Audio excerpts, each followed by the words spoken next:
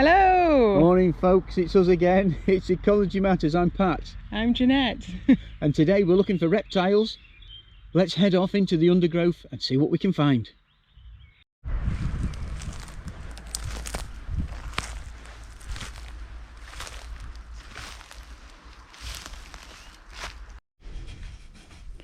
As always folks, bit of a different job today. Pat's actually doing a bit of painting. Painting and decorating, actually. These are reptile tins, or sometimes called refugia. I'm marking them up in advance of putting them out, letting the paint dry of course before they go out, so that we're able to identify which of these the reptiles are using later, when hopefully we'll find some reptiles either basking on top or sheltering underneath.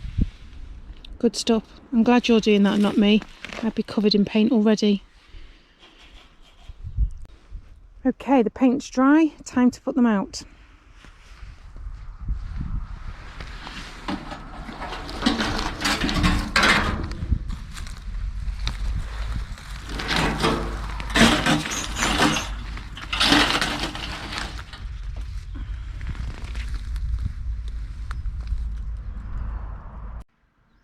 Before we crack on and start lifting up all the survey mats that we put out last week, I'm just gonna walk and survey some of these edges because there might be some lizards around and we want to get the records before we disturb them when they disappear off into the bramble. So look at this. This is where we're working today, or part of today. Doesn't look like much, does it? It's just a kind of a road, a normal track. It's got a height barrier. It's open at the moment, but it's not really that's of particular interest. It's actually the vegetation on either side, and in fact the tarmac itself. All of these different things create diversity and opportunities for reptiles to be able to survive here, to bask, to feed, to shelter.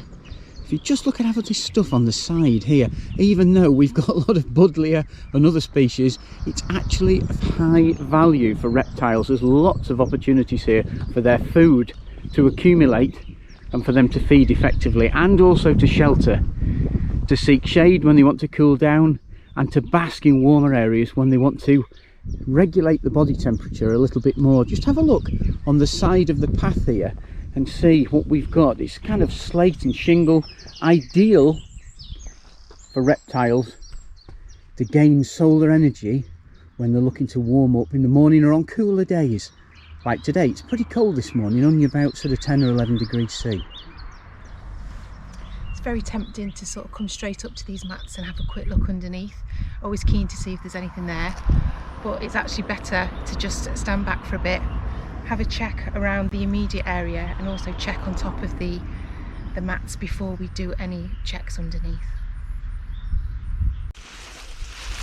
You can see it's not been down very long, this one, because the vegetation underneath hasn't been suppressed very much, and it's showing very few signs of sort of that yellowing that you get as the chlorophyll isn't able to develop fully. However, it is providing a very good sheltering place for them.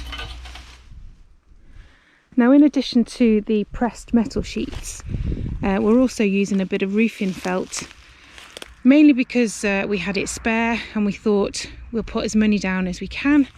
So I'm just going to have a quick look under this. Nothing on top. Let's have a look if there's anything underneath.